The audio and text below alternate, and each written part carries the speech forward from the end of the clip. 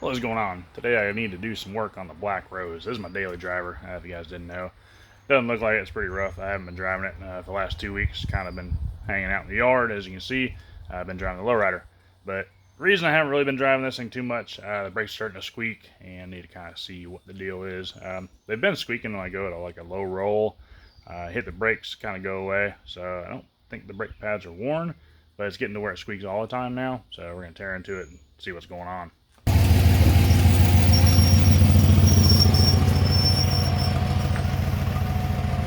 As you might have heard, it kind of randomly does it. Sometimes it doesn't want to back up, and then it doesn't do it. Sometimes it doesn't want to drive forward. Yeah, still something we need to check out. So we're going to dive into it.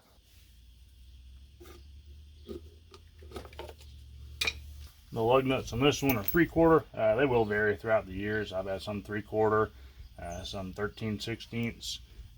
Yeah, it's just what this is on this one.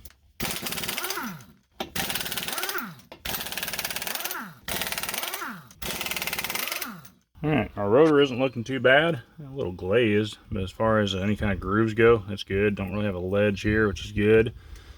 Our pad doesn't look terrible. It's getting worn. But there we go. Well, hopefully you guys can see that. Nope.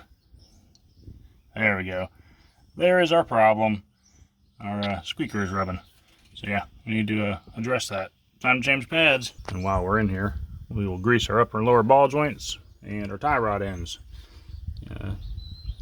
And probably our center link too. Looking a little greasy under there. Never hurts to throw a little bit of grease in here while you're working on suspension parts. These are the factory ball joints. And the reason I say throw a little bit of grease in, they do last a long time as long as they're maintained. You see a lot of new vehicles that don't have grease fittings, and you're changing out ball joints every 3 to 5 years. Well, a grease fitting makes a huge difference. Sometimes, not always. Another easy way to check your brakes, see if they're worn. Check your fluid level. Your fluid level's low. It could be a leak, but it could also just be your pads are worn down and the piston had to come out, so the fluid level's gone down. Not really the case in this scenario, but you know, easy way, kind of just peek under the hood and see without taking the tire off.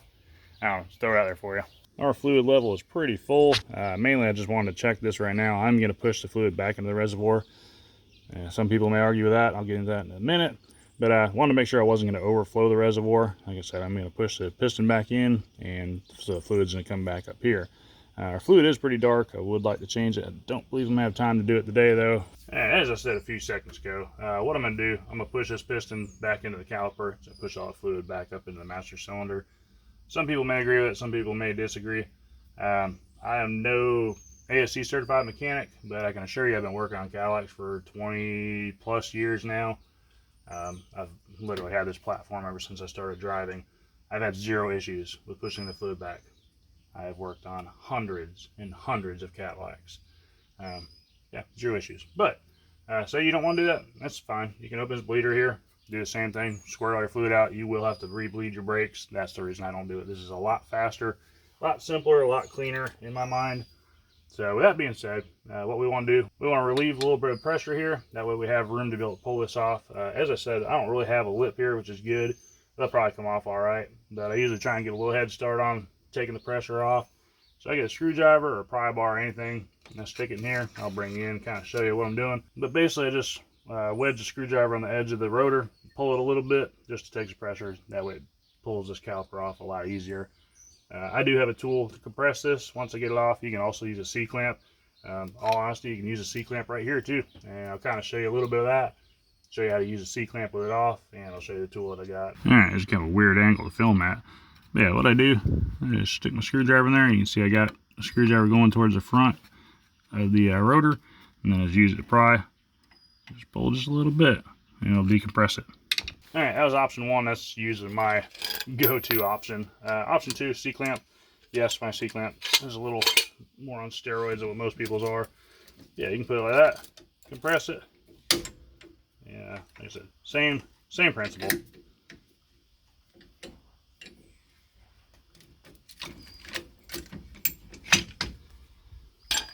So now we have a little bit of pressure off of that. I got to go get a 3/8 Allen wrench, which I did not grab earlier. I have that on a socket. It makes it so much easier. We'll take our pins out, be able to pull our caliper off, and move forward from there. The driver's side is easy, because you can just kind of hit it down. Passenger side, you got to hit your ratchet up. Yeah, just Give her a few good taps. And there's your brake pin. We'll clean that up. And on your top, same principle. You just have a little less room to work with.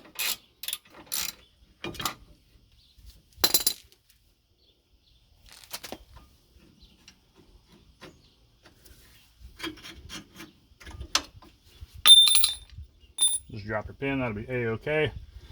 And you can see already how much pressure we relieved. So that just comes straight off. Yeah, those pads are pretty gone. I like to set my brake caliper up on top of the spindle. Just kind of an easy spot to work with. I showed you a C-clamp earlier. This is kind of my go-to clamp, or go-to tool I should say right here. Kind of like a caulking gun, if you will. But unless you're really doing a lot of brakes, it's not really worth it to invest in it. But it is a very handy tool. Now, when you're pushing your brake piston back in, if it is really, really hard to push in, go ahead and get yourself a new caliper, because it's starting to seize up and it is going to give you problems later down the road. Also, something to check for while you're here, check the wear of your pads. Those are pretty even. If one side's worn down more than the other, chances are you got a caliper hanging up, pins sticking, something like that. So it need to be addressed.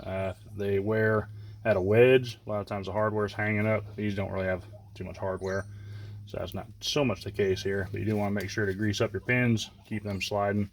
We're going to clean this up with brake clean. That way get all the grit and junk out of there, keep everything sliding properly. I got a drip pan set up underneath. Safety glasses are a pretty good option right here. We're just going to spray it down, get everything as clean as we can, and start reassembling. Alright, we've got everything cleaned up. We're ready to go back on all pads. I recommend just using the factory style. These are AC Delco pads. This is the best luck I've had in pads. There may be some more performance style pads out there, but really in all honesty, for everyday driving, this is more than dependable enough. And the reason I choose these, less brake dust. I've tried every box store and brand brake pad, ceramic, semi-metallic, organic. They all produce a ton of brake dust. These seem to produce the least. And by saying these, I'm pretty much talking about OE equipment. You got a Ford, stick Motorcraft. You got a Chevrolet, stick with AC Delco. That's been my winning formula. We got two different kind of pads. This one has a little lip on it. That will go right here. Kind of just hooks in there and rests, just like so. I can get it in there. Just kind of hooks in there, sits in there. We're going to grease some of this stuff up first. I like to put a little bit of grease right in this area, a little bit of grease in the pins. This stuff comes with grease also, a little packed grease. Normally I just use like wheel bearing grease if I don't get a set of good pads. You know, say somebody brings me some pads they want me to slap on there, I'll just use wheel bearing grease. It's served me well for the duration that I've been working on vehicles. But we do have to add a piece of hardware to this little back pad here. That's what keeps it lined up in the piston just right. When in doubt, refer to your old pad, how it goes on, and which pad it goes on. So we'll just hook it on the bottom, just hook it right on there. Actually, this goes on first, and then it just pops right over, just like that. We're good to go. I'm gonna grab some of this stuff and put a little bit right there on the edge, right there on the edge. It's kind of anywhere where it makes any kind of contact. You don't really want to overdo it if you can help it, but you definitely want some on there.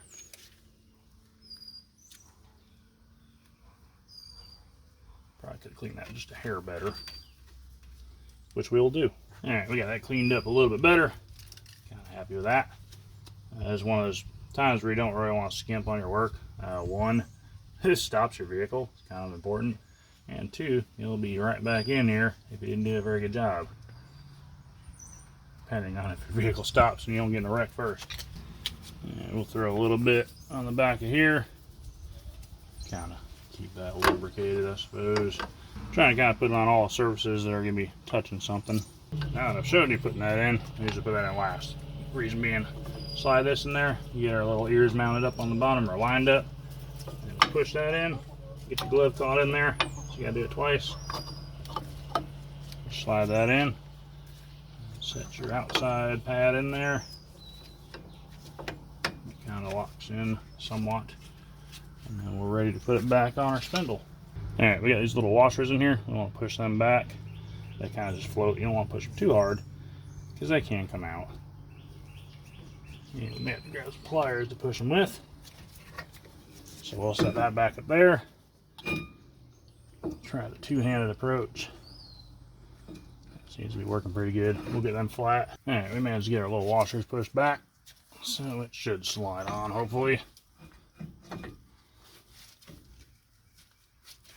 Now we just gotta get everything kind of going on a square, just like that. And then we're ready to put our pins back in. We're gonna throw some grease on our pins as well. And that did seem kind of skimpy on this grease. That's about only enough to do one side. We're gonna try and stretch it to the other side. Worst case scenario, we're going to get some wheel bearing grease, like I just said earlier. Thread it up nicely. You don't want to force these. You can cross thread them. They do make repair kits, but if it's something you don't have to do, you will thank yourself in the long run.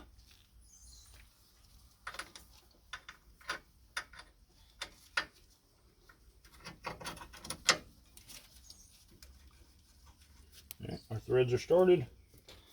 So now we'll just tighten it back up.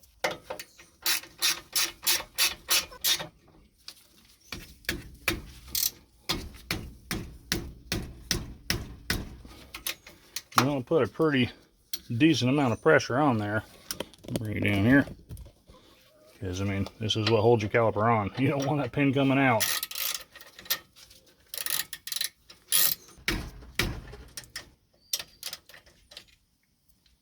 Now, the other side is the exact same process.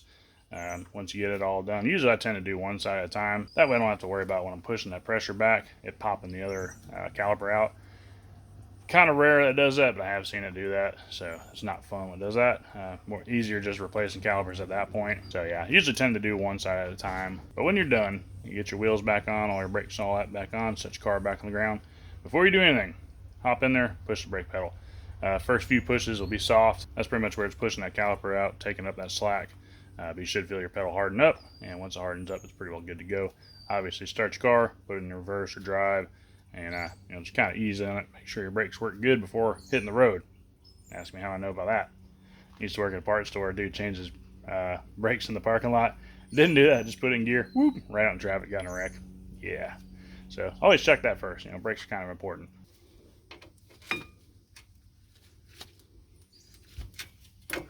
Also, things to look for. Check your tires. Yeah, that one's about to come apart. So it's a good thing we did those today. Alright, so we got everything all put back together. We pumped the brakes, everything's good and firm. About to take for a test drive, I'm pretty confident in it. Usually don't have any problems out of front brakes. They are the easier ones in my opinion to do than drum brakes. If you need to see how to do drum brakes, I do have a video on that too. Hopefully you've seen the tag somewhere through the video. If not, go back. I don't know where I'm going to put it, I'll just put it somewhere in there. Yeah, got a video for the front and the rear, so hopefully that'll help you out. More intimidating than anything, they're really pretty easy. But anyways, I gotta get to it. Probably gotta wash this thing, maybe clean the interior out. Anyways, appreciate you watching. Hopefully you learned something. Remember, you won't know what you can do till you try. We'll see you on the next one.